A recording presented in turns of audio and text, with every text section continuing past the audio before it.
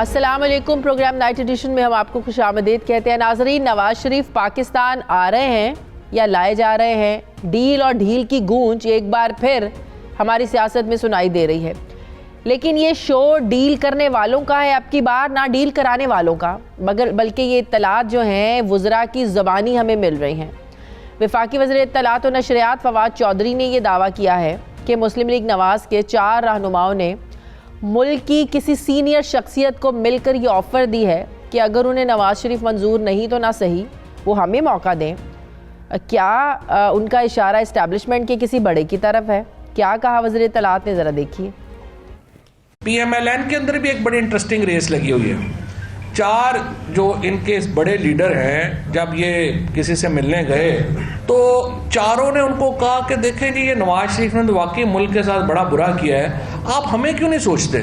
चारों पहली सफ में बैठते हैं, बताइए आप।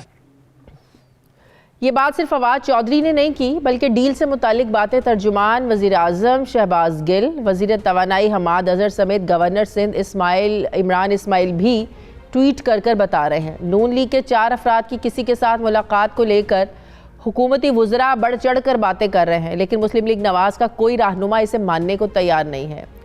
नून लीग रहनुमा राना सनाउल्लाह ने तो यहाँ तक कह दिया है कि नून लीग किसी डील की रवादार नहीं, बल्कि फवाद चौधरी उन 4 लोगों के नाम बताएं जो मिलने गए थे। वफाकी वज़रा डील का हासिल वसूल तो बताते नहीं, फिर राना साहब का ये सवाल तो जायज़ बनता है कि डील करने वालों या पेशकश करने वालों के नाम तो बताएं।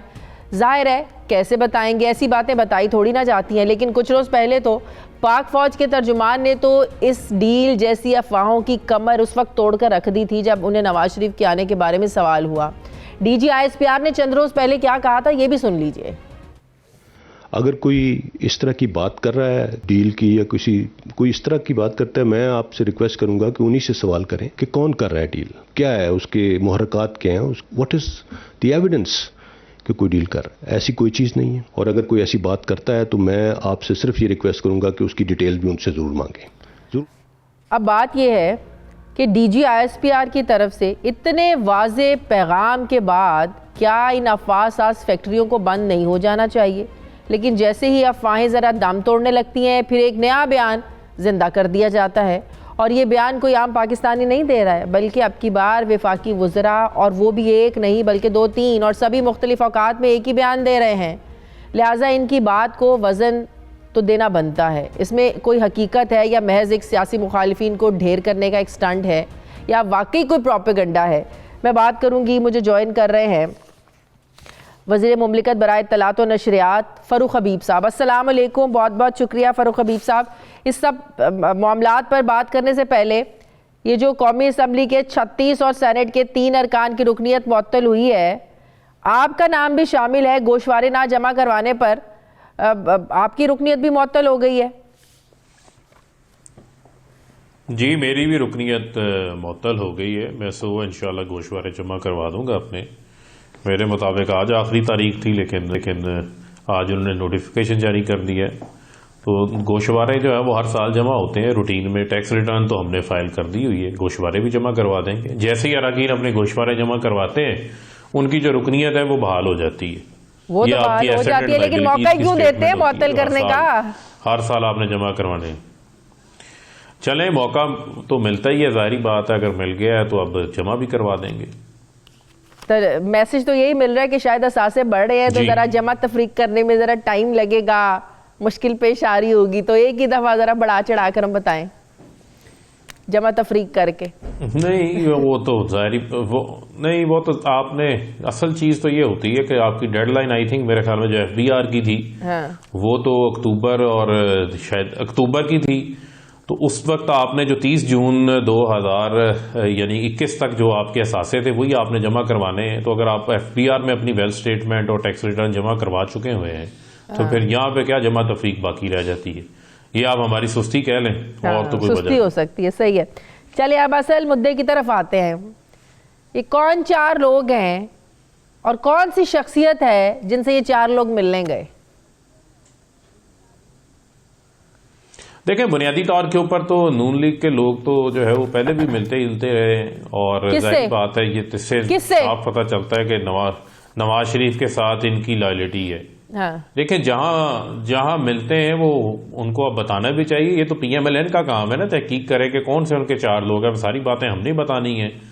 आप देखें ना, जैसे ये बात आप आधी बात करके छोड़ देते हैं ना वो जरा, फिर एक सबको ट्रक की बत्ती के पीछे लगा देते हैं। जिनकी तरफ इशारा आप कर रहे हैं, जिनसे मिलते हैं, उनको बतानी चाहिए। यहाँ हुकूमत होती है, एस्टेब्लिशमेंट होती है। अब DGISPR चंद रोज पहले आके तरदीद कर चुके, फिर पीछे कौन बच जाता है? अब इमरान खान से तो मिलने से रहे वो लोग।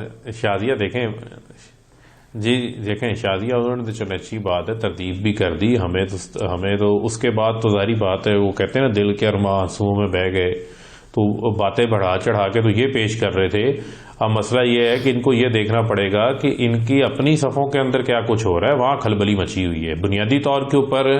तो जब ये बात सामने आई है तो पूरी नून लीग के अंदर आग लग गई है, और पूरी नून लीग जो है वो घबराहट का शिकार है, पूरे परेशान है, देख रहे हैं कि ये लोग कौन से हैं। और जो वाकफा ने हाल है उनकी जमात के अंदर, उनको भी पता है कि ये लोग कौन से हैं। 4 लोग तो लिहाजा कोई ऐसा मामला नहीं है। 4 लोग कौन है?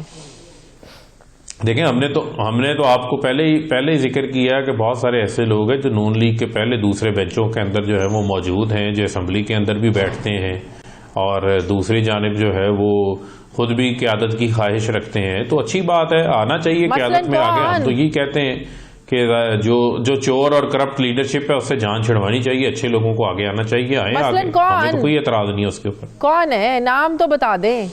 वो भी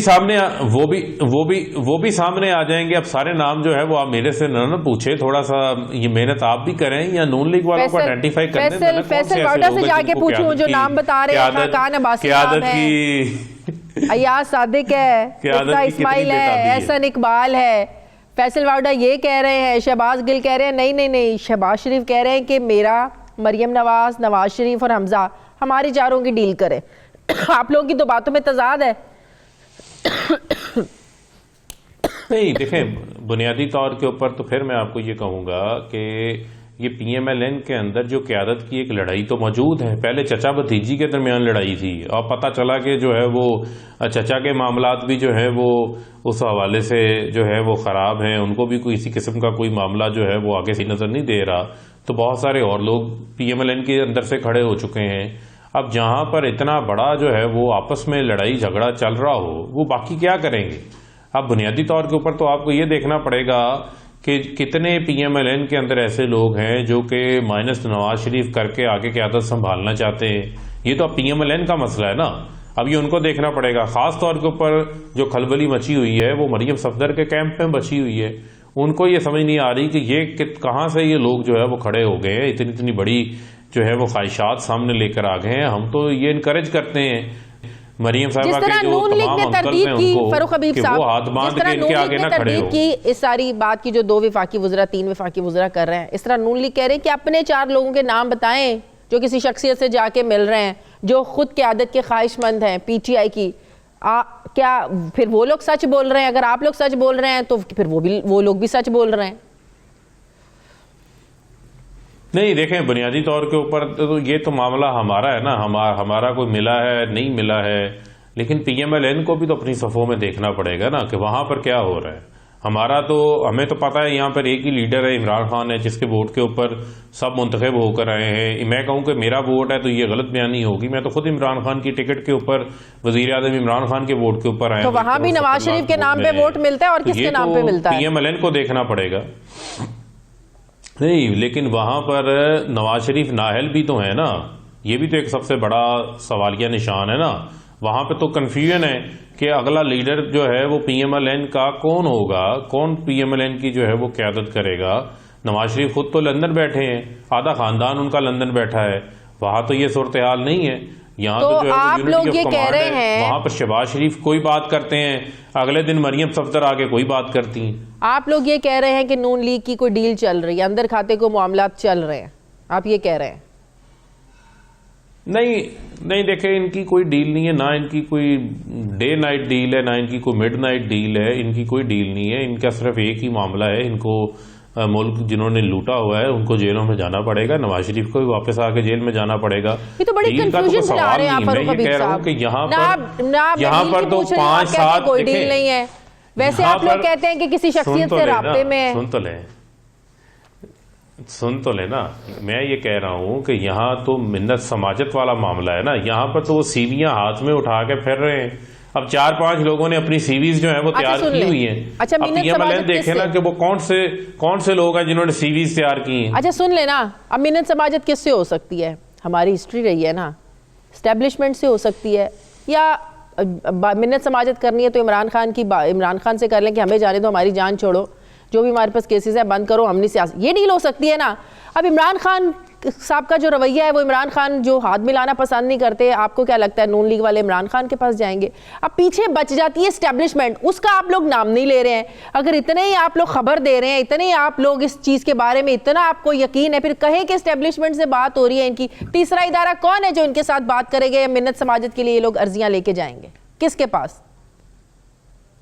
नहीं, देखें बात यह है कि ये कहाँ जाते हैं कहाँ नहीं जाते, वो तो जाहिर बात है मैं तो नहीं बता सकता, लेकिन वहाँ पर खलबली ज़रूर मौजूद है, क्योंकि PMLN के अपने लोग जो है वो उन लोगों को शक की निगाह से देखना शुरू हो चुके हैं, और उन लोगों के ऊपर जो है वो खुद बहुत ज़्यादा जो है वो ट्रस्ट इस टाइम नहीं किया जा रहा। तो यही वजह है कि शहबाज शरीफ मरियम के कैंप के अंदर ये जो लोग मौजूद हैं, उन लोगों की जब आपस में आगे क़यादत लेने की जो ख्वाहिश है, उसकी वजह से जो है वो दोनों के कैंप्स में जो है वो खलबली मची हुई है। और यही वजह है कि आज जब ये मामला ज़्यादा सामने आया तो आपने देखा कि उनकी तरफ से डिफरेंट बयानात जो है वो सामने आ रहे हैं। फरूख हबीब साहब, अगर आप लोगों को ये पता है कि 4 जो लोग हैं मुस्लिम लीग नून के फ्रंट बेंचेस पर बैठने वाले वो किसी शख्सियत से मिले हैं, तो फिर आप लोगों को ये भी पता होगा कि आगे से जवाब क्या मिला उनको? देखें, जारी बात है जवाब क्या मिलना है उन लोगों को, लेकिन अभी तो फिलहाल उनको ये देखना है कि आया कि उनकी सीवी इस काबिल है भी है कि नहीं है। अब आगे नवाज शरीफ उनका क्या करते हैं, वो नवाज शरीफ का क्या करते हैं, फिलहाल तो अभी इसका फैसला होना बाकी है। अब जवाब क्या मिला है या नहीं मिला है वो तो अलग बात है ना। एक आखिरी सवाल, नून लीग तहरीक इंसाफ के असाब पर इतनी सवार क्यों है? नवाज शरीफ आ रहे हैं, नहीं आ रहे हैं, नून लीग की अंदरूनी लड़ाइयाँ, चचा भतीजी की लड़ाइयाँ, कौन आगे आना चाहता है, कौन किसको पीछे करना चाहता है, आप लोगों का इसमें क्या इंटरेस्ट है? आप लोग के तो 1.5 साल रह गए हैं, आप लोगों को तो अपनी जो सियासत है उस पर तवज्जो देनी चाहिए। आप लोगों के अंदर लड़ाइयाँ कम हैं, आप लोग की PTI के अंदर कितने लोग हैं? नूर आलम खान को देख लें, वो कितना बोल रहे हैं, वो कहते हैं मुझे कोई परवाह नहीं है कि मेरी सीट रहे ना रहे, अब मैं जो हकीकत है उस पर बात करूंगा। आप लोग अपने अंदर लड़ाइयां छोड़ के आप दूसरों के घरों की लड़ाइयों पर तवज्जो दी हुई आप लोगों ने। नहीं, देखिए बुनियादी तौर के ऊपर जाहिर बात है हर जमात के अंदर जो है वो कुछ ना कुछ बड़ी जमातें होती हैं, कुछ ना कुछ जो है वो मसाइल ज़रूर होते हैं, लेकिन क़यादत के मसाइल नहीं होते जो नून लीग को सामना है। जाहिर बात है पॉलिटिक्स है, जब आप भी उसको डिस्कस करेंगी, सवाल करेंगी, तो फिर हम भी उसके ऊपर तबसरा करेंगे।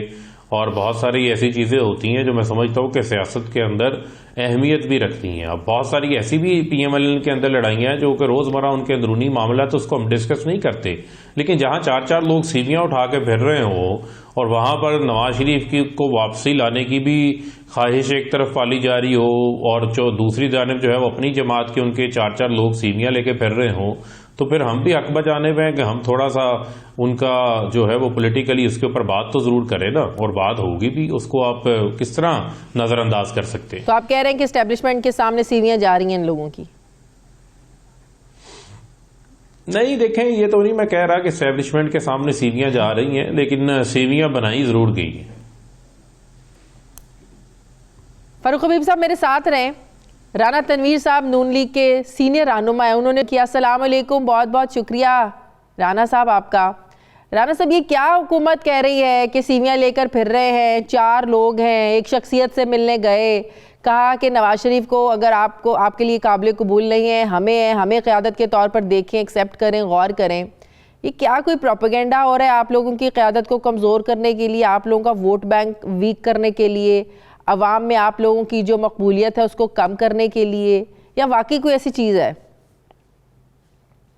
शादिया, मैं क्या कह सकता हूँ, इनको ये तसव्वुर भी ना करें। मैं क्या इससे बड़ी क्या बात है कि आनस उगाड़ मैं कह रहा हूँ कि कोई किसी किस्म की चीज़ नहीं, कोई तसव्वुर भी नहीं है, ना कोई ख्वाहिशमंद है। हमारे जो कायद हैं वो नवाज शरीफ हैं, वो हैं। अगर कोई और फैसला करते हैं तो उन्होंने करना है। शहबाज साहब हैं, वो सदर हैं। तो मैं समझता हूँ ये परेशान है मुस्लिम लीग नून से, मुस्लिम लीग नून की क़यादत से, बाकी हम तो पार्टी के वर्कर हैं, ठीक है कि सीनियर का नाम दिया जाता है क्यों। फैसल वाउडा ने तो 4 लोगों का नाम ले लिया है, खाकान अब्बासी साहब, अयाज सादिक साहब, एहसन इकबाल साहब, मिफ्ता इस्माइल साहब। मैं आपको बताऊं कि बिल्कुल ये फजूल बेसलेस और एक झूठ है। मैं बिल्कुल आपको बता रहा हूँ कि ऐसी कोई चीज ही नहीं है कि कोई जाता हो, या फैसल वाडा साहब का एक अपना मिजाज है, वो बात करते हैं ऐसे। उन्होंने गिन दिया, शुक्र है कोई 2-3 और बच गए इस झूठ से।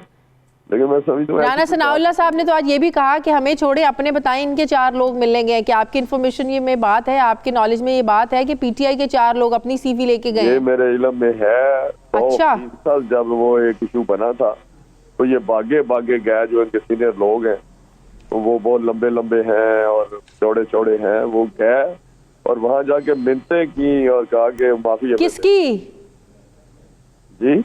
किसकी मिन्नतें की? जहाँ ये जो लोग जाते हैं, जिनका हाथ है इनके सर पे, बात बड़ी करते हैं, मतलब खाम खा कि इन्होंने इधर उधर की बातें करते हैं। भाई आप अपनी चारपाई के नीचे डांग फेरे, आपको नहीं पता कि आप किस तरह आए हैं, किस तरह चला रही है गवर्नमेंट। अगले दिन भी हमने पूछा कि यार आप तो नाराज थे इनसे, कोई लाइव से, उन्होंने कहा जी हमें फिर फोन आ गए। तो ये किसी तरह बातें करते हैं, मुझे तो समझ नहीं आती है। इनकी तो सर्वाइवल जो मांगे तांगे से। अच्छा, आप कह रहे हैं कि जब इनके सर से हाथ हटने लगता है तो ये पहुंच जाते हैं अर्जियां लेकर माफिया मांगने?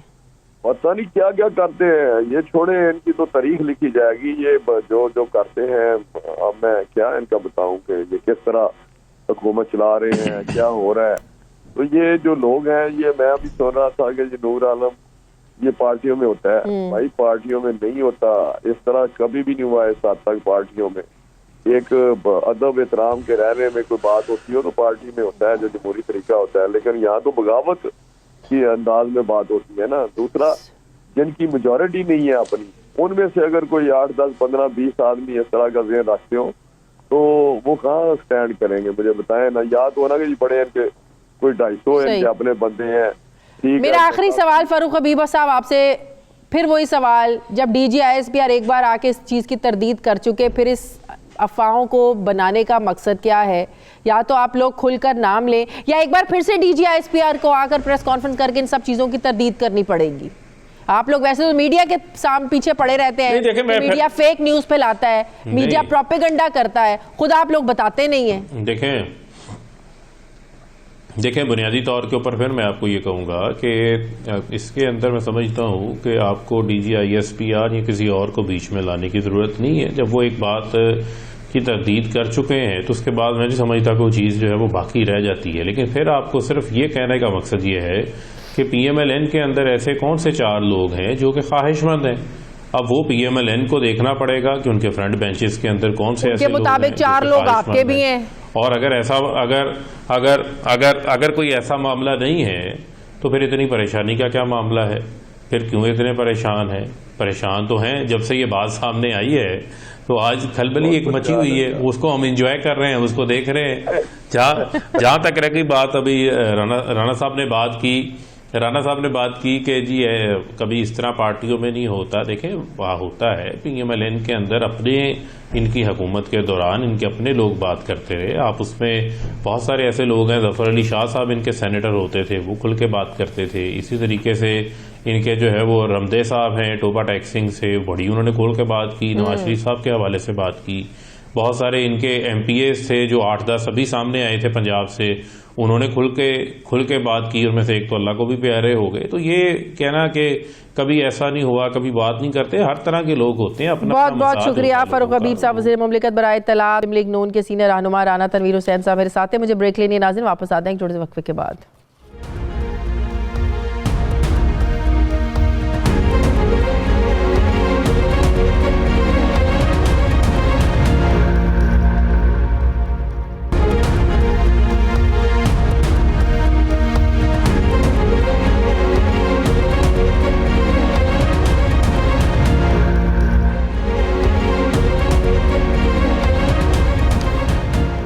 ब्रेक के बाद एक बार फिर से आपको खुशामदीद कहते हैं। सीनियर सहाफ़ी तज़कियाकार मज़हर अब्बास साहब मुझे ज्वाइन करें। अस्सलाम वालेकुम, बहुत बहुत शुक्रिया मज़हर अब्बास साहब आपका।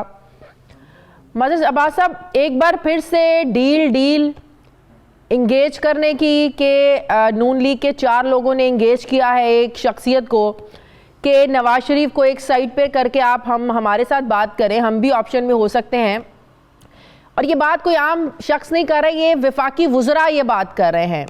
फवाद चौधरी साहब एक बात कर रहे हैं, शहबाज गिल दूसरी बात कर रहे हैं। फैसल वाउडा को आज मैं सुन रही थी, वो कहते हैं कि 4 लोगों की जो डील की बात कर रहे हैं फवाद चौधरी साहब, उनमें खाकान अब्बासी शामिल हैं, अयाज सादिक शामिल हैं, एहसन इकबाल शामिल हैं, मिफ्ता इस्माइल शामिल हैं। जबकि शहबाज गिल कहते हैं कि नहीं, ये शहबाज शरीफ ने कहा है कि मैं, हमजा शहबाज और नवाज शरीफ और मरीम नवाज, आप हम चारों के लिए डील करें, हमारे सारे केसेस ख़त्म करें, हमें बाहर जाने दें। अब ये बार बार डील का शोर मचाना ये किसके मफाद में है? हमें याद है पिछले हफ्ते DGISPR आए, उन्होंने इन सब बातों की तरदीद की। तो ये कौन है जो डील का शोर मचा रहा और फ़ायदा उठाना चाहता है? शुक्रिया शादिया, मुझे नहीं पता इसकी हकीकत क्या है। क्या DGISPR को दोबारा प्रेस कॉन्फ्रेंस करनी चाहिए और आके हुकूमत के वज़रा जो बात कह रहे हैं उसकी तरदीद करनी चाहिए या तस्दीक करनी चाहिए? क्योंकि ये सिविल मिलिट्री रिलेशनशिप का सवाल है फिर। हाँ, कि मिलिट्री इस्टेब्लिशमेंट ये कह रही है कि किसी किस्म की कोई डील नहीं हो रही, किसी किस्म की कोई वो नहीं हो रही, लेकिन वफाकी हुकूमत और उनके वज़रा इंसिस्ट कर रहे हैं कि बातचीत हो रही है। ज़ाहिर है अगर डील के लिए फ़र्ज़ करें फवाद चौधरी साहब की बात दुरुस्त है तो इसका मतलब है किसके पास गए होंगे? हाँ। ज़ाहिर है वज़रा उनके पास गए होंगे जो फैसला साजी के में अहम रोल प्ले कर सकते हैं इस तरह की डील जो भी है। तो इसका मतलब ये हुआ कि वफाकी हुकूमत फ़ौज को इन्वॉल्व कर रही है इस मामले में। इसका मतलब ये हुआ कि वफाकी हुकूमत जानबूझ के, इसके बावजूद कि DGISPR कैटेगोरिकल बात कर चुके हैं, लेकिन दूसरी तरफ से मुसलसल ये बातें की जा रही हैं, मुसलसल ये हुकूमत का कोई अपना खौफ है जो इस्टेब्लिशमेंट से ये वाज़े अल्फाजों में पूछना चाहते हैं या उगलवाना चाहते हैं कि आप वाकई साफ अल्फाजों में बता दें कि ऐसा कुछ नहीं होने जा रहा है? क्योंकि लगता है कि जो इमरान खान साहब हैं वो अभी तक ये समझ रहे हैं कि नवाज शरीफ के लिए राह हमवार की जा रही है, जो बार बार वज़रा को आके ये कहना पड़ता है कि कहीं ना कहीं डील हो रही है, बातचीत चल रही है। देखिए वही मैं कह रहा हूँ ना कि फिर स्पेसिफिकली फिर DGRB की तरफ से ये इसका जवाब आना चाहिए, क्योंकि मुसलसल कभी ये गेट नंबर 4 की बातें होती हैं, कभी टेलीफोन कॉल्स की बातें होती हैं, कभी और फिर रिस्पॉन्सिबल मिनिस्टर जो गवर्नमेंट के स्पोक्समैन हैं वो आके ये बात कहते हैं कि चार जो है वो मुस्लिम लीग नून के सीनियर लीडर्स गए थे और उन्होंने ये ऑफ़र की। तो इसका मतलब ऑफ़र किस वक्त की जाती है? जब कोई बातचीत चल रही होती है। तो क्या बातचीत चल रही है? क्या कुछ इस तरह के मामलात हो रहे हैं? क्या मुस्लिम लीग नून को तकसीम करने की बातें हो रही हैं या शरीफों को, जिस तरह शेख रशीद साहब बात करते हैं? अब देखें किस लेवल पे बात हो रही है। वफाकी वज़ीर दाखिला बातें कर रहे हैं, वफाकी वज़ीर इत्तलात बातें कर रहे हैं, इस लेवल पर ये बात हो रही है। तो अब वफाकी हुकूमत का ये माइंड आ रहा है ना ये। तो अगर वफाकी वज़रा ये बात करें तो इसकी ऑथेंटिसिटी किस हद तक इसको ऑथेंटिक समझना चाहिए, या आप सिर्फ समझते हैं कि महज एक प्रोपेगेंडा भी हो सकता है? फर्ज करें प्रोपेगेंडा है अगर ये, हाँ, तो ये किसके खिलाफ बात जा रही है? हुकूमत के प्रोपेगेंडा अगर है तो ये फिर ये बात जो है ये फिर फौज को इन्वॉल्व करने की बात हो रही है ना, या ये फौज को ये मैसेज दिया जा रहा है। तो ये मुसलसल ये बातें हो रही हैं कि शहबाज गिल साहब ये बातें कर रहे हैं, फवाद चौधरी बातें कर रहे हैं, शेख रशीद साहब ये बातें कर रहे हैं। तो इसका मतलब है कहीं ना कहीं अगर कोई ना कोई बात हो रही है, अगर हो रही है तो या तो उसे काउंटर करने के लिए बातें की जा रही हैं, वरना तो इस लेवल पे अगर ये बात आगे की जा रही है तो इसकी तरदीद तो सिर्फ फौज कर सकती है या तस्दीक कर सकती है कि हाँ ये चार लीडर। एक और सवाल मज़हर अब्बास साहब, ये शरीफ ख़ानदान ये तहरीक इंसाफ की हुकूमत पर, वुज़रा पर, इनके सरों पे सवार क्यों हो गया शरीफ ख़ानदान या नवाज शरीफ की वापसी? देखिए मैं ये जुमला तो नहीं कहूँगा कि सवाल क्यों हो गया, लेकिन मुस्लिम लीग PTI को ख़तरा किससे है? PTI को ज़ाहिर है पीपल्स पार्टी से तो ख़तरा नहीं है, पीटीआई को प्रॉब्लम कहाँ है? पंजाब में। पंजाब में कौन मजबूत है? मुस्लिम लीग नून। मुस्लिम लीग नून जो मुसलसल ज़िमनी इलेक्शंस जीत रही है। तो पंजाब में अगर मुस्लिम लीग नून अब तक नहीं टूट सकी तो फिर ये पीटीआई के लिए प्रॉब्लम है। बिल्कुल। पंजाब में अगर नवाज शरीफ ने पार्टी को इंटैक्ट रखा हुआ है तो फिर ये पीटीआई के लिए प्रॉब्लम है। तो लिहाजा उनका टारगेट कौन हो रहा है? उनका टारगेट चारों शरीफ, नवाज शरीफ, मेन टारगेट उनका नवाज शरीफ है, उसके बाद शहबाज शरीफ हैं। लेकिन वो शरीफ को टारगेट इसीलिए कर रहे हैं क्योंकि शरीफ की मौजूदगी में मुस्लिम लीग नून ब्रेक नहीं हो पाएगी। हाँ, शरीफ पॉलिटिक्स से आउट हो जाते हैं, शरीफ निकल जाते हैं तो ऐन मुमकिन है कि मुस्लिम लीग नून ब्रेक हो जाए, कुछ पीएमएलक्यू में चले जाएं, कुछ इधर उधर हो जाएं। लेकिन अभी बज़ाहिर 3.5 साल में मुस्लिम लीग नून इंटैक्ट रही है और पार्टी के अंदर जो भी मामलात हों, लेकिन नवाज शरीफ फाइनल अथॉरिटी रहे हैं, वो अब तक मौजूद हैं। अच्छा मजहर साहब, मफामत का बादशाह तो जरदारी साहब को कहा जाता है, वो इस दौड़ में इतने पीछे क्यों हैं? क्या अंदर खाते वहां पर भी कुछ चल रहा है? पीपल्स पार्टी का शोर नहीं मच रहा? हमेशा अगर हुकूमत बात करती है शरीफ खानदान को लेकर बात करती है, इसकी क्या वजह है? उसकी वजह बहुत सिंपल है ना शादिया, क्योंकि पंजाब है मसला। हाँ, जो पीटीआई के लिए असल, देखिए पीटीआई सिंध में, उसकी अर्बन सिंध के अंदर आप कह लें कि कराची के अंदर आइंदा इलेक्शंस में उनको बज़ाहिर उतनी सीटें मिलती नज़र नहीं आ रही। अब ये ऐन मुमकिन है कि अगला इलेक्शन पीटीआई और एमक्यूएम और ये सब मिलकर लड़ें तो अलग बात है, वरना उतनी नशस्तें शायद पीटीआई को या उनके इत्तेहादियों को इतनी नशस्तें ना मिलें। और रूरल सिंध में पीपल्स पार्टी जो है अभी भी बहुत स्ट्रॉन्ग है क्योंकि कोई दूसरी जमात उसके सामने आके खड़ी नहीं हो पा रही, या खड़ी नहीं हुई, या उन्होंने चैलेंज किया ही नहीं पीपल्स पार्टी को। लिहाजा सिंध मसला नहीं है, मसला उनका पंजाब ही है। इसीलिए पीपल्स पार्टी को वो टारगेट नहीं कर रहे, वो टारगेट उसको कर रहे हैं जिसके चांसेस, अगर पीटीआई के बाद किसी के चांसेस बनते हैं वफाक में हुकूमत बनाने के, तो वो मुस्लिम लीग नून है। लिहाजा टारगेट उसी को किया जाता है जिससे खतरा हो।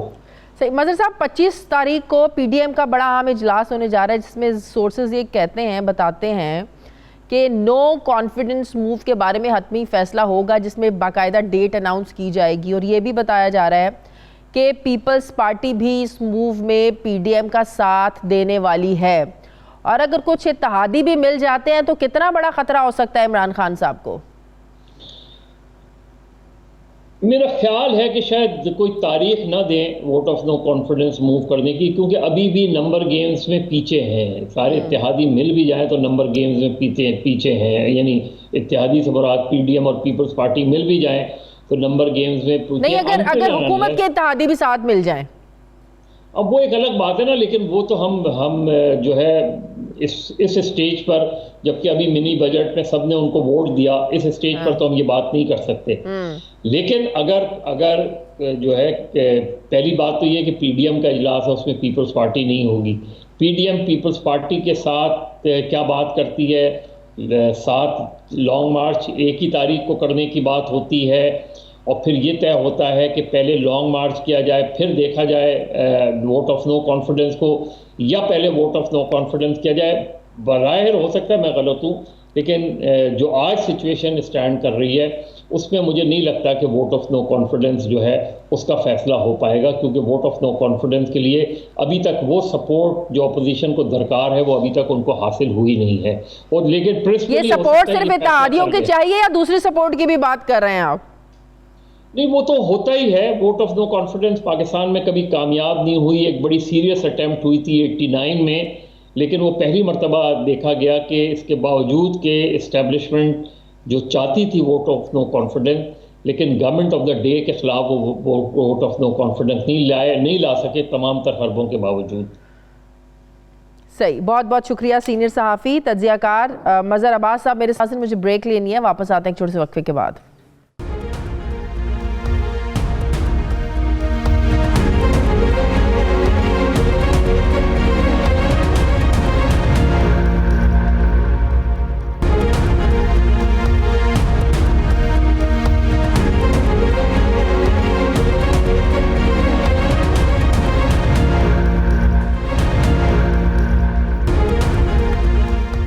ब्रेक के बाद एक बार फिर से आपको खुशामदीद कहते हैं। नाजरीन, वज़ीर-ए-आज़म इमरान खान ने चंद रोज़ पहले कौमी सलामती पॉलिसी का इजरा किया। कौमी सलामती पॉलिसी असल में है क्या? कौमी सलामती पॉलिसी मजमूई तौर पर 110 सफ़हात पर मुश्तमिल एक पॉलिसी है जिसके मुताबिक मुल्क ने चलना कैसे है इसका तयन किया गया है।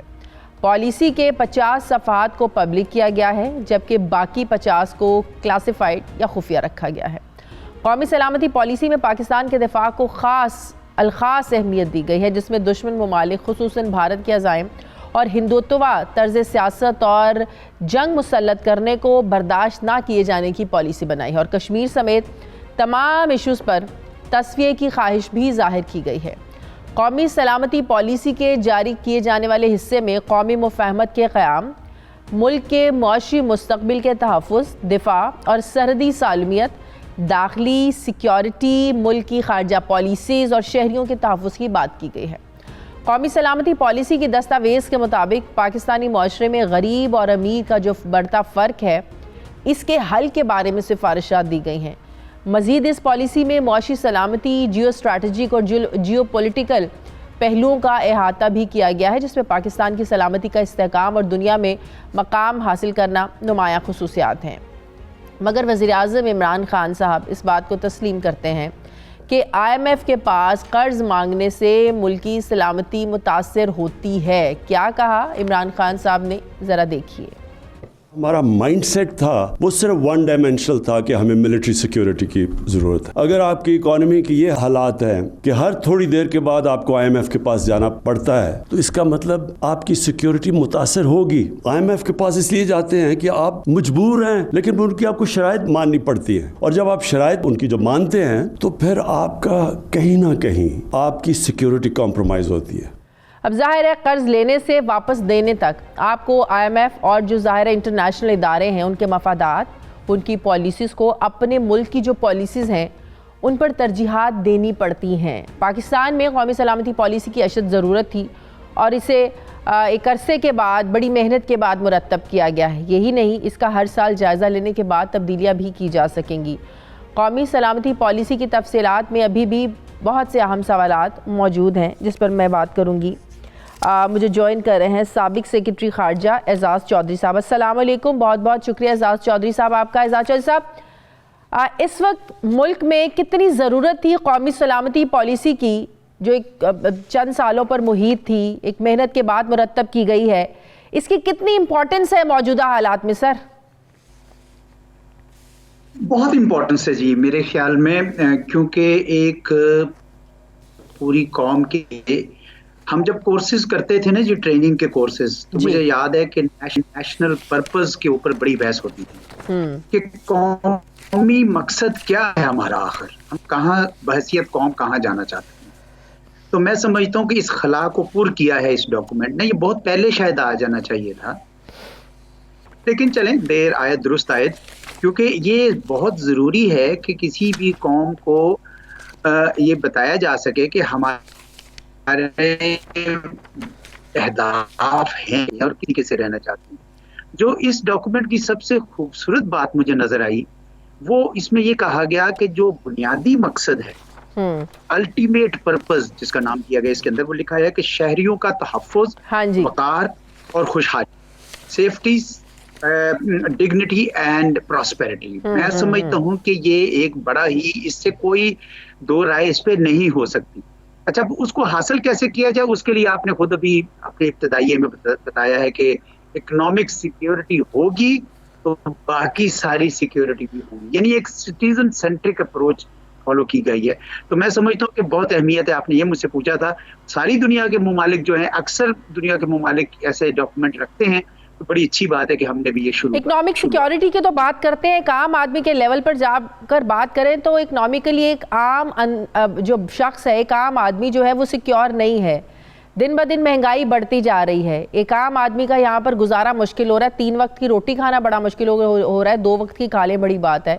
तो किस इकोनॉमिक सिक्योरिटी की बात करते हैं एजाज़ चौधरी साहब हम लोग? मेरे ख्याल में इस डॉक्यूमेंट में भी लिखा हुआ है और मेरी अपनी भी का मुशाहिदा भी ये है कि बुनियादी चीज होती है वसाइल की मुनसफाना तकसीम। जी। जो आप कमाते हैं क्या वो तमाम लोगों तक पहुंचता है कि नहीं पहुंचता। और इसीलिए वो 18th अमेंडमेंट आई थी, अगरचे उसकी तैयारी नहीं की गई लेकिन वो सूबों तक रुक गया, सूबों से आगे डिस्ट्रिक्ट्स को नहीं गया, तो आम शहरी को तो मिला ही कुछ नहीं, उसको तो पता ही नहीं चला कि क्या से क्या हुआ। मैं एक इकोनॉमिस्ट नहीं हूँ, लेकिन एक आम शहरी के हैसियत से ये मैं महसूस करता हूँ कि अगर आप वसाइल को, मैं आपको एक मिसाल देता हूँ जी, बहुत जी। जब हम अमेरिका में मैं पोस्टेड था तो उन्होंने एक कहा कि जी किस जगह अपना घर अपने लेना है, तो कोई कहे कि भाई फलानी जगह लो, वहाँ स्कूल बड़े अच्छे हैं। तो मैंने पूछा कि भाई ये कैसे हो सकता है, तो उन्होंने कहा कि वो इस तरह है कि जिस इलाके से टैक्सेस रेज किए जाते हैं वो उन स्कूलों पर लगते हैं, उन फैसिलिटीज पर लगते हैं, तो इस वजह से वो स्कूल अच्छे हो जाते हैं। तो ये है बुनियादी चीज कि अगर आप एक शहरी तक उस तमाम वसाइल के समरात पहुंचाएंगे तो आप देखेंगे कि उसका मुआशी तहफ़्फ़ुज़ होगा। तो और जब हमारा मुआशरा तो हम लोग तो इस मेरिट से बहुत दूर है एजाज चौधरी साहब। जी मेरे ख्याल में बहुत दूर है, लेकिन अगर आप इसको कुल्ली तौर पर देखें तो उसमें यह भी कहा गया है कि आप बशरी सिक्योरिटी यानी बशरी तहफ़्फ़ुज़ जो है ह्यूमन सिक्योरिटी का भी करेंगे, जिसका मतलब यह है कि वो वसाइल एक शहरी की तमाम जो बुनियादी ज़रूरियात है अगर वो पूरी करते हैं और साथ ही साथ दिफा के लिए भी, ये नहीं उन्होंने कहा कि दिफा को ना किया जाए, साथ ही उन्होंने कहा कि खारजा पॉलिसी भी ऐसी बनाए कि आपकी जियो इकोनॉमिक्स को वो लेवरेज करे, यानी आपकी जोग्राफिया को फायदा पहुंचाने के लिए इस्तेमाल करे, ना कि उसको एक चैलेंज बना दे। तो ये कुल्ली तौर पर ये तमाम चीजें मिलकर इकोनॉमिक सिक्योरिटी देंगी, कोई एक दो चीजों से नहीं होगी। वो बात बिल्कुल ठीक है, लेकिन जब हम खुद इन तहफ़्फ़ुज़ात का, रिजर्वेशन का इजहार करते हैं कि IMF के पास जाने से मुल्क की सलामती मुतासर होती है, तो इन इदारों के पास जब तक हम जाते रहेंगे तो हम एक जो मुआशी खुद मुख्तारी की बात करते हैं उसमें हम इंडिपेंडेंट नहीं हो सकते। ये दुरुस्त है जी। देखिए बात ये है कि अभी तो आप हालात ऐसे आ गए आपके ऊपर कि आपके पास कोई चारा नहीं रहा कि आप ये IMF के पास। मेरा नहीं ख्याल कि कोई भी हुकूमत IMF के पास जाना चाहती है, क्योंकि पता है कि वहां से शराइत आएंगी और वो शराइत जो है वो हमें कबूल नहीं होगी या बोझ पड़ेगा जिस तरह बोझ पड़ रहा है। असल चीज ये है कि उन हालात को उन तक पहुंचने से पहले किस तरीके से उसके साथ निपटा जाए और बेहतरी पैदा की जाए। इसलिए ये जरूरी था कि आप उसको एक तरजीह के तौर पर बनाएं इकोनॉमिक सिक्योरिटी को। ये अच्छा किया है। अब ये कह देना आसान है, अभी जो आपने अभी कहा ना कि इसके बहुत सारे 50 सफ़े बताए हैं और 50 सफ़े शायद नहीं हैं। मेरी इतला ये है कि जो इम्प्लीमेंटेशन फ्रेमवर्क है वो बड़ा अहम है। इसको इम्प्लीमेंट कैसे करेंगे? देखिए, this is a statement of good intention. ये तो एक किस्म के मिशन स्टेटमेंट, एक लंबी सी मिशन स्टेटमेंट है, पर मिशन स्टेटमेंट से तो मसला हल नहीं होगा। असल चीज ये है कि क्या तमाम सेक्टर्स, तमाम सूबे, तमाम इकाइयां इसके ऊपर ऑन बोर्ड हैं और क्या उन्होंने अपने जो प्लान्स बनाए हैं वो इसके साथ अलाइंड है कि नहीं है, तब सिनर्जी बनेगी। इसलिए इम्प्लीमेंटेशन फ्रेमवर्क, स्ट्रेटजी, उसकी इंडिकेटर्स ऑफ अचीवमेंट, ये सारी चीजें अहम होंगी। पर चले, पहला कदम तो लिया और अगले स्टेप्स भी। लेकिन अगला सवाल ये है ना कि आज तो तहरीक-ए-इंसाफ की हुकूमत है, आपको नहीं पता कल किसी और की हुकूमत हो सकती है, वो इसको इम्प्लीमेंट करेगी, वो इसको आगे लेकर चलेगी, बढ़ेगी। देखिए, बेहतर तो ये होगा कि इस डॉक्यूमेंट के ऊपर पॉलिटिकल कंसेंसस हासिल किया जाए। तो मैं उनमें से हूं जो ये समझते हैं कि पार्लियामेंट में इसको या किसी भी और फोरम पे इसको डिस्कस करना चाहिए ताकि सारी कौम का इस पे इजमा हो सके, सियासी पार्टियों का भी और इदारों का भी, रियासती इदारों का भी, क्योंकि ये सब के लिए है। दूसरी बात ये है कि ये भी उन्होंने खुद इसका ऐलान किया, जो मेरे ख्याल में दुरुस्त ऐलान किया है, एक डायनामिक डॉक्यूमेंट है, जिसका मतलब यह है कि आइंदा आने वाली हुकूमतें इसको ट्वीक कर सकती हैं, तमाम करती हैं। अभी आपने देखा कि 2017 में जब डोनाल्ड ट्रंप आए थे तो उन्होंने नेशनल सिक्योरिटी जब अनाउंस की तो वो बिल्कुल फर्क थी जो प्रेसिडेंट बराक ओबामा से थी। अब अगले आए हैं तो उन्होंने अपनी तरजीहात के मुताबिक की है। तो ये तो किसी भी हुकूमत वक्त का ये हक होता है कि वो अपनी तरजीहात के मुताबिक, लेकिन जो बुनियादी चीजों के ऊपर तो नहीं सौदा होना चाहिए, ना उसके ऊपर कोई कंप्रोमाइज होना चाहिए। बिल्कुल सही। अच्छा, भारत को लेकर तकरीबन 11 बार जिक्र किया गया है, उसमें भारत के साथ हमारे क्या मसाइल हैं, क्या हदूद क़ुयूद है हमारी, सब इससे वाकिफ़ है, क्या हमारे मसाइल चल रहे हैं, किस नौयत के पाकिस्तान और भारत के ताल्लुकात हैं। तो इसमें आप समझते हैं जो चीज़ें बताई गई हैं इसमें कुछ नया है? देखिए बुनियादी तौर पर तो ये वही चीजें हैं कि जी हम हिंदुस्तान के साथ पुरअमन बकाए बाहमी चाहते हैं, पीसफुल कोएग्जिस्टेंस चाहते हैं, हम उनके साथ अच्छे हमसायों की तरह रहना चाहते हैं। लेकिन मसाइल आजकल जरा ज्यादा बढ़ गए हैं क्योंकि मोदी हुकूमत और मोदी सरकार का कुछ अपना अंदाज है हिंदुत्व के हवाले से और कुछ इस वजह से। लेकिन मैं समझता हूँ कि पाकिस्तान जी कश्मीर के बहुत ज्यादा मसाइल है, लेकिन जो मुस्तकबिल है वो उसी सूरत में चल सकता है कि आपका पुरअमन पड़ोस हो, पीसफुल नेबरहुड हो। अगर आपके हमसायों के साथ अमन नहीं होगा और सरहदों पर कशीदगी जारी रहेगी तो मुझे बताएं कौन सी इकोनॉमिक सिक्योरिटी की आप बात कर रहे हैं, कौन सी इकोनॉमिक डेवलपमेंट की आप बात करेंगे। इसलिए बतौर हदफ ये दुरुस्त है कि मेरे ख्याल में पाकिस्तान को भी कोशिश करनी चाहिए और करते रहना चाहिए। मेरे ख्याल में इस वक्त भी कोशिश जारी है और तकरीबन हर हुकूमत ने कोशिश की है जो भी पाकिस्तान में बरसर इक़्तिदार आई है कि हिंदुस्तान के साथ एक पुरअमन बकाए बाहमी का किसी न किसी तरह का हल, और बड़ी बार कोशिशें भी हुई हैं। आपने देखा कि हर बार जब 2 कदम आगे गए तो 2 या 3 कदम पीछे आना पड़ा किसी न किसी वजह से। लेकिन बस बतौर एक हदफ के अपने पड़ोसियों के साथ अच्छे ताल्लुकात हों। हमारे फाउंडर मुल्क के जो कायदे आज़म थे उनकी भी यही हमें एडवाइस थी और मेरे ख्याल में हर हुकूमत की यही कोशिश होनी चाहिए। खारजा पॉलिसी को लेकर इसमें आपको क्या अहम चीज़ लगी? अफगानिस्तान के साथ को लेकर पाकिस्तान की जो पॉलिसी है, फिर अमेरिका के साथ इस वक्त जो पाकिस्तान के ज़ाहिर को आइडियल ताल्लुकात तो है नहीं है। आप देखें जमहूरियत समिट में दावत दी गई पाकिस्तान को, पाकिस्तान ने उसमें शिरकत से इनकार किया। फिर अपने अड्डे देने की जब बात हुई जब ये अफगानिस्तान के मसाइल को लेकर, अफगानिस्तान के मसाइल को लेकर, तो उसमें पाकिस्तान ने एब्सोल्युटली नॉट कहा, प्राइम मिनिस्टर इमरान खान ने। तो खारजा पॉलिसीज़ को लेकर क्या हम इतने दबंग हो सकते हैं? फिर अगर मैं अपनी इकोनॉमिक सिक्योरिटी की बात करूं उस तनाजुर में। जी देखिए, दबंग तो आप उस वक्त होंगे जब घर में दाने होंगे, ये एक अबदी हकीकत है, इससे इनकार नहीं हो सकता। तो इस वजह से वो तो नहीं, लेकिन इसका ये मतलब भी नहीं है कि हम अमेरिका के साथ ताल्लुकात अच्छे नहीं कर सकते या हमें दबंग होना पड़ेगा। नहीं, जरूरत नहीं है। देखिए एब्सोल्युटली नॉट जब कहा गया था, मेरी यानी मैं सरकार में तो नहीं, हुकूमत में नहीं हूं, लेकिन मेरा ये ख्याल है कि वो अड्डों के हवाले से था। जी बिल्कुल, और अड्डों को तो वाकई नहीं देना चाहिए। क्यों दिए जाए पाकिस्तान के अड्डे जहां से ही ड्रोन उठे और पाकिस्तान पे बॉम्बिंग करें? मुनासिब नहीं है। तो इस वजह से वो तो था इंटेलिजेंस शेयरिंग होगी, जी लॉक्स भी होगा, ग्राउंड लाइन करेंगे। तो इसलिए अमेरिका से एब्सोल्युटली नॉट का ये मतलब ये कि तावन ही नहीं करना, सिर्फ वो अड्डों की हद तक ये बात कही जा सकती है कि बिल्कुल पाकिस्तानी कौम इसको पसंद नहीं करेगी। मेरे ख्याल में मेरे समेत और शायद आपके समेत हम में से कोई भी नहीं ये चाहेगा कि हमारी सॉवरेनिटी को इस तरह पामाल किया जाए। तो वो तो बिल्कुल नहीं होना चाहिए। हाँ, इंटेलिजेंस शेयरिंग उनके सामने जो देखे ना, अफगानिस्तान के हालात तो देखें, वहां पे अभी वहां पे फिर दहशतगर्दी के बड़े ज्यादा असरात नुमायां हो रहे हैं। तो ऐसे में इंटेलिजेंस शेयरिंग ना सिर्फ अमेरिका के साथ बल्कि चीन के साथ, रूस के साथ, तमाम जो अफगानिस्तान के हमसाए हैं उनके साथ हमें करनी पड़ेगी। ये मुश्तरका चैलेंज होगा।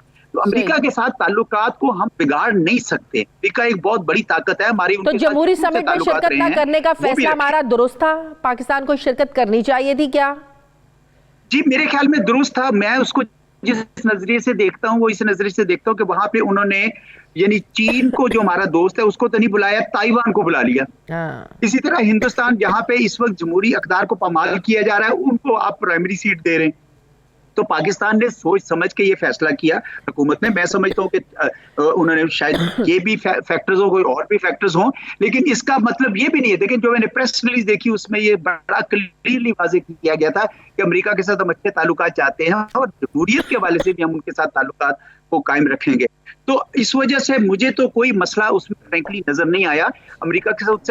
और अमेरिका के उसके बाद से आपने देखा कितने विजिटर्स आए हैं, ताल्लुकात भी उनके साथ हमारे कायम हैं, तो कायम रहेंगे। ये पाकिस्तान को हर मसले में ये फैसला करना होगा किसी न किसी हवाले से कि क्या हमारे मफाद में वो है या नहीं है। इसका ये मतलब नहीं है कि अगर हम एक फैसला करेंगे तो वो हमें चीन या अमेरिका से दूर ले जाएगा। अपने मफाद को देखना है और इन दोनों मुल्कों के साथ ताल्लुकात को कायम। बहुत बहुत शुक्रिया। साबिक सेक्रेटरी खारजा एजाज चौधरी साहब मेरे साथ थे। नाज़रीन, मुझे ब्रेक, वापस आते एक छोटे से वक्फे के बाद।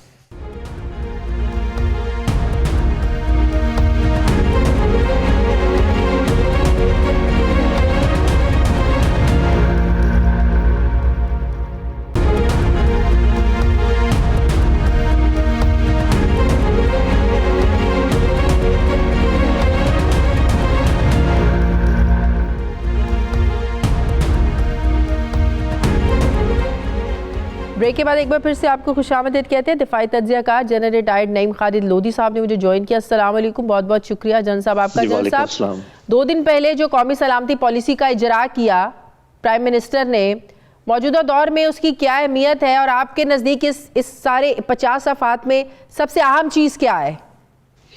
जी, सबसे पहली बात तो ये है कि मेरा ख्याल इस किस्म की मदर पॉलिसी मिसिंग थी, इसकी ज़रूरत थी। बेसिकली तो ये एक फ्रेमवर्क है, एक डायरेक्शन देने वाली अम्ब्रेला पॉलिसी है, जिसके नीचे जितनी डाउन स्ट्रीम पॉलिसीज हैं वो उसके हिसाब से चलेंगी। वो पॉलिसीज अभी भी मौजूद हैं। हाँ। खुदा ना खासा पाकिस्तान पॉलिसीज के बगैर नहीं चल रहा था। बिल्कुल। Defence policy, economic policy, foreign policy, interior policy, ये सारी चीज़ें मौजूद हैं। लेकिन ये है कि वो उनको अब एक समत मिल गई है कि ऐसे आपने चलना है, और ये हमारा वो है मामला। देखिए, इस चीज़ में ये जो डॉक्यूमेंट है जो सामने है, इसमें एक चीज़ वो अहम है जो कि हुकूमत शो करने की कोशिश कर रही है, और एक चीज़ वो अहम है जो हम जैसे कुछ लोगों ने इसके अंदर महसूस की है। जो चीज़ हुकूमत की तरफ से अहम है, उन्होंने ये कहा है कि जी ये बेसिकली पीपल सेंट्रिक है। लोगों की एजुकेशन, लोगों की सेहत, लोगों का ख्याल, ये सिक्योरिटी का सबसे बड़ा, जो कि एक दुरुस्त बात है। पहले भी हमेशा हम ये कहते रहते थे, लेकिन इन राइटिंग ये इस वक्त देखना ये है कि एम्फेसिस देना एक और बात है, फिलॉसफी पेश करना एक और बात है। हाँ, मतलब उनका कहने का मतलब ये था कि कौमी सलामती सिर्फ सिक्योरिटी फोर्सेस से मुतालिक नहीं है, ये आपकी जो फाइनेंस है, आपकी मईशत है, उससे मुतालिक है भी है। और ये तो मेरा ख्याल है कि एनडीयू में जिसने भी कोई कोर्स किया है वो उसको पता है कि ये तो वहाँ पर बुनियादी चीज़ हमें भी बताई जाती है कि सिक्योरिटी का सिर्फ ये मतलब नहीं है। दूसरी बात जिसका थोड़ा सा आगे जाके पता चलेगा कि जब हम इकोनॉमी पे या इकोनॉमिक डायरेक्शन पे इतना ज़्यादा जोर देते हैं और हम कहते हैं कि जियो पॉलिटिक्स या जियो स्ट्रेटजी को पीछे डालेंगे और इकोनॉमी को आगे रखेंगे, तो क्या इसका ये मतलब तो नहीं है कि जो हमारे वाइटल पॉलिटिकल इंटरेस्ट हैं, क्या उनको अलग रख के इकोनॉमी को आगे चलाया जाएगा? मैं सीधी सीधी आपको मिसाल दे देता हूँ कि अगर हिंदुस्तान का इसी तरीके से जुल्म सितम जारी रहे मकबूजा कश्मीर में, तो उसको हम भूल कर हम कहें जी वो देखते रहेंगे, आप करते रहिए जो करना है, हम जो है ना आपके साथ तजारत भी करते हैं और ये सब कुछ करते हैं। इम्कान तो नहीं है इसका, खदशा है, क्योंकि जिस तरीके से बार बार जोर दिया गया है। बिल्कुल, वेरी ट्रू। फिर इस कौमी सलामती पॉलिसी की फिर क्या अहमियत रह जाएगी? जी, साफ ज़ाहिर है कि ये फिर इम्प्लीमेंट नहीं हो सकेगी। उसकी वजह ये है कि एक तो हमारे कश्मीर के सिलसिले में कॉन्स्टिट्यूशन में एक चीज़ लिखी हुई है और कॉन्स्टिट्यूशन इससे ऊपर है किसी भी पॉलिसी से, तो वो तो जब तक आप तब्दील ना करें और कोई आपको तब्दील करने नहीं देगा। और दूसरी बात ये है कि जो लोगों का एक होता है ख्याल या एटीट्यूड या नज़रिया, majority of the people of Pakistan, उसके खिलाफ आप कुछ नहीं कर सकते। आप जितना मर्जी कोशिश कर लें, या तो आप राय आमा को हमवार करें, जो कि बहुत मुश्किल काम है, या फिर ये है कि आप ये कर। अगर मैं आपसे ये पूछ पाऊँ कि एक आम आदमी के लिए ये जो इसमें मईशत के हवाले से एक आम शहरी का तहफ़्फ़ुज़, उसकी क्या अहमियत है? एक आम आदमी को तो आजकल मतलब कि अपने रोजगार की फिक्र लगी हुई है, 2 वक्त की रोटी की फिक्र लगी हुई है, बच्चों को पढ़ाना कैसे उसकी फिक्र लगी हुई है। आप कौमी सलामती पॉलिसी का इजरा कर रहे हैं। जी देखें, आम आदमी तो इसके ऊपर बहस ही नहीं कर रहा। आम आदमी आप पूछ लें किसी को जाके, ये तो आप और मैं बात कर रहे हैं या जो एकेडेमिया है वो बात कर रहा है, जो लोग इस किस्म के सिक्योरिटी को जानते हैं वो बात कर रहे हैं। आपने सही कहा, आम आदमी तो इसके असरात का इंतजार करेगा। कितनी देखिए, पहली बात तो ये है कि इस हुकूमत के पास इतना वक्त ही नहीं है कि इस पॉलिसी को इम्प्लीमेंट कर सके। The time is gone.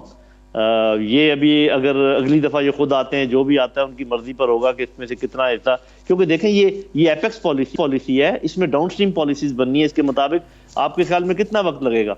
5-6 महीने तो इसकी बाकी पॉलिसीज को इसके मुताबिक अलाइन करने में लग जाएगा। उसके बाद इम्प्लीमेंटेशन की बात होगी, इंतखाबात सर पे खड़े होंगे उस वक्त। तो मेरा नहीं ख्याल के, लेकिन हमें तारीफ ज़रूर करनी चाहिए कि एक ऐसी पॉलिसी आ गई है जो मजबूत है, एक फ्रेमवर्क देती है, एक डायरेक्शन देती है, आपस में कोऑर्डिनेशन की बात करती है और पीपल सेंट्रिक है, इकॉनमी के ऊपर एम्फेसिस है। ये सारी चीज़ें बहुत अच्छी हैं। इम्प्लीमेंट कैसे होगी और उसके लिए वक्त कहाँ पर है, ये तो देखना पड़ेगा। सही, बहुत बहुत शुक्रिया। दिफाई तज्जियाकार जनरल नईम खालिद लोधी साहब मेरे साथ थे। नाज़रीन, हमारे प्रोग्राम का वक्त खत्म हो गया। फीडबैक ज़रूर दीजिएगा, अपना ख्याल रखिएगा। मुझे इजाज़त दीजिए, अल्लाह हाफ़िज़।